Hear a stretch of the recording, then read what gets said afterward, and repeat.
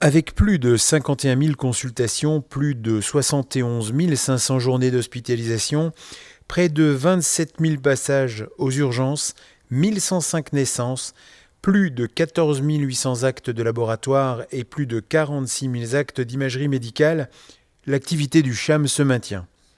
L'établissement a bien sûr vu son renouvellement d'autorisation pour l'exercice de la médecine en hospitalisation complète, de l'hôpital de jour, médecine, de la chirurgie en hospitalisation complète et de la chirurgie ambulatoire.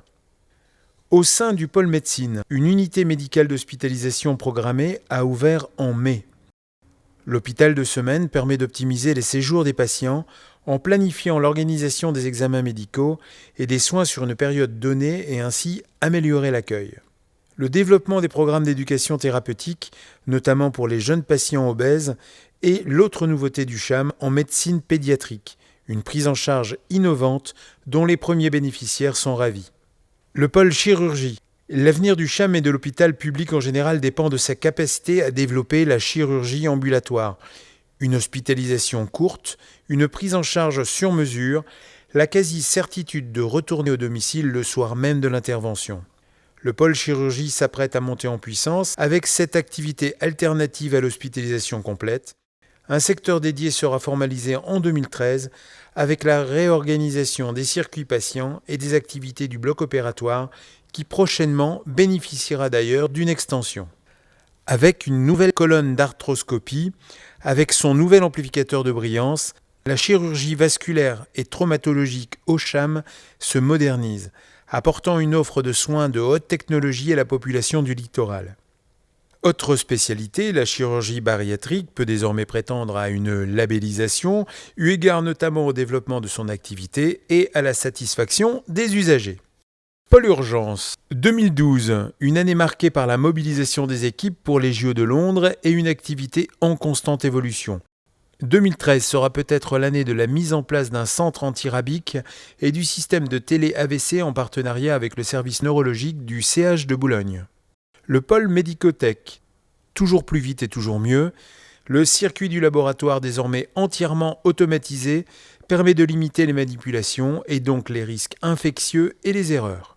Avec le PACS, système de partage des clichés, les diagnostics peuvent se réaliser à distance en concertation pluridisciplinaire.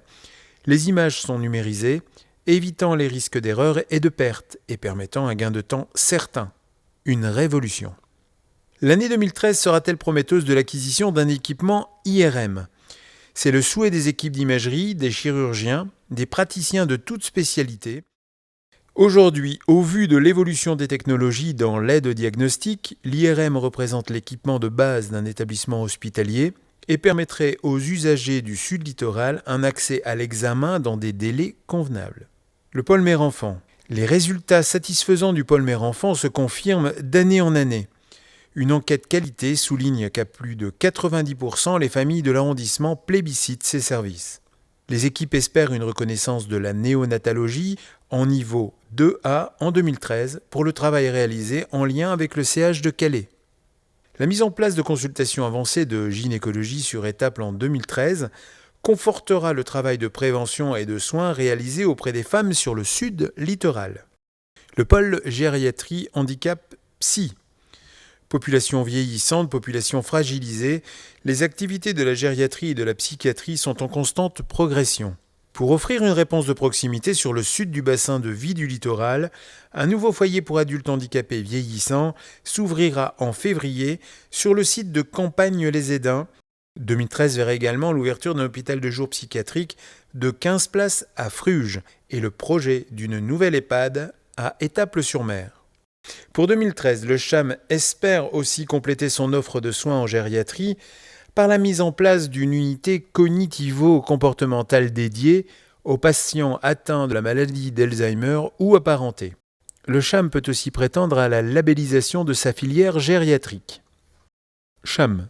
Afin de faire évoluer son système d'information, de remplir ses objectifs de qualité et de sécurité des soins de prise en charge de ses patients, le CHAM a lancé une consultation basée sur un marché public du type dialogue compétitif. À travers la signature de chartes et de conventions de coopération, l'établissement s'inscrit aussi dans une logique de filière de soins avec d'autres établissements médicaux, tant privés que publics, Une façon pour le CHAM de renforcer son souhait d'être et de rester un maillon fort dans l'offre de soins de proximité. Nouvelle charte graphique, nouveau site internet. En 2013, le CHAM monte en puissance sur le fond et sur la forme.